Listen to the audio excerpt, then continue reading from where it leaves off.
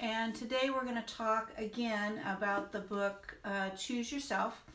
I want to sort of start from the beginning and share some of the insights that I've gotten as I've read this book, and hopefully encourage you to do your own reading, to do your own search for value, to add value to yourself so that you will have something to give, because giving is the key to receiving, and the more you can give abundance out, then you will receive abundance back. So I wanted to share with you the very last portion of the first introductory chapter of the book. It's called I Choose Myself, an introduction. And I just wanted to share this with you because it was really the first. Every chapter has its own message. And as you start relating to those, you start seeing how they connect. And they're really all telling the same message. They're just shining a light on it from a different perspective, I guess you could say. So the end of this first book, or this first chapter, it goes, "My stomach hurt all day thinking about it. There's no way out. There's no way out. I kept repeating it in my head. I felt like I would will myself to death with those words. But I couldn't. I had kids. I had to get better. I had to take care of myself, to take care of my children. I had to figure out once and for all how to get out of the hole, how to get off the floor and stay there. I had to figure out from the inside out what was going to transform me into someone who would not just succeed, but thrive." That's when it clicked, when everything changed, when I realized that nobody else was going to do it for me. If I was going to thrive, to survive, I had to choose myself. In every way, the stakes have risen too high not to. We can no longer afford to rely on others and repeat the same mistakes from our pasts.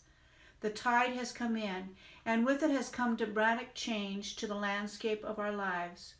As we will see in the next few chapters, the middle class has caved in, jobs are disappearing, and every industry is in the process of transformation. In order to keep up, individuals have to transform too. That means every second you have to choose yourself to succeed. Now, every day when I wake up, I am grateful. I have to be. And I have to count the things that are abundant in my life.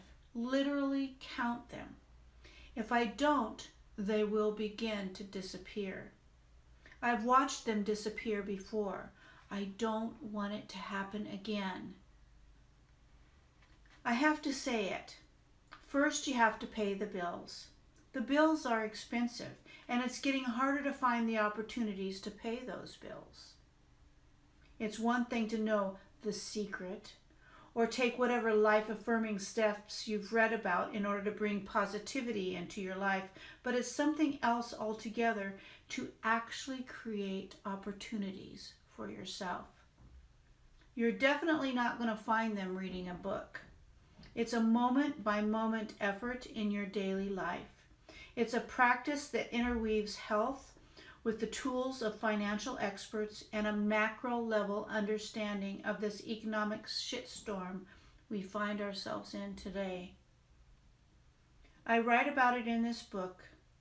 I choose myself, and you will also.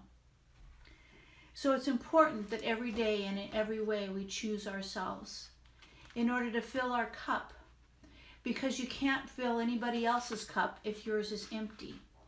You can't add value to someone else's life if you don't see value in your own. And it's your responsibility to figure out where that value is going to come from, how you're going to build that value in your life. That's your responsibility. No one else can do it for you. Reading, listening, training, all these things can add value to your life.